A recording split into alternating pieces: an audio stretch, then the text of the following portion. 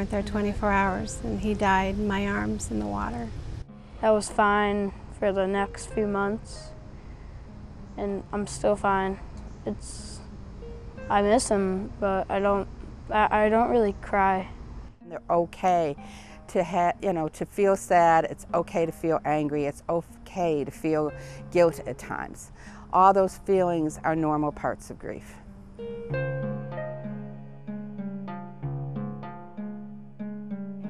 I just fell apart, really, pretty much, and I needed to make sure somebody could be there for my son. I got Nick signed up for Wave Riders because I couldn't be a support for him. Unfortunately, I was severely traumatized by what happened, and he was my only sibling.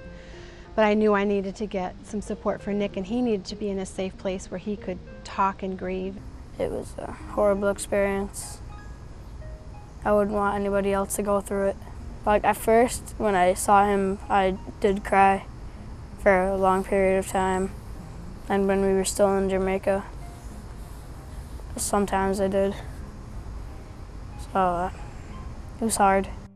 Children will grieve throughout their childhood. Adults can express their feelings and express their grief to other people. Children don't really understand what their feelings are, that they can feel angry, and that could be grief. And how do they cope with that anger? The community hospice is helping young children and teenagers who have lost a loved one develop skills they need to cope with grief. We have several programs. We have Big Hurts, Little Tears, and that's for 3 and 4-year-olds with parents. It's really hard for 3 and 4-year-olds to understand death and that it's permanent. And through a lot of expressive arts, in games and stories and puppets, families together come to this support group and learn how to model, how to answer their children's questions. And it's a very gentle program, and it's a lot of fun. Nick DiLorenzo, who lost his uncle, joined the Wave Riders program for teenagers, and it has helped him deal with his grief.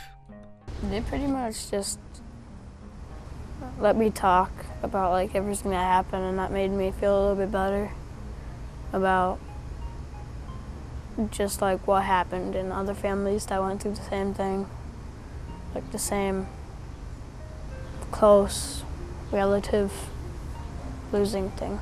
It made me feel more open and allowed me to grieve a little bit. Kids begin to feel safe in the group, and they ask questions that they normally might not ask a parent because they're afraid to. The parent is grieving, they watch a parent grieve, and they don't want to make them cry. And so in group, they feel really it's okay to ask the questions. I could not be there for him because I was in a bad state for myself. I was out of work, but I knew I needed to get my son support, and I knew where to go. And I knew the best place for him to be was at Wave Riders. Community hospice is amazing. It's helped me a lot through everything.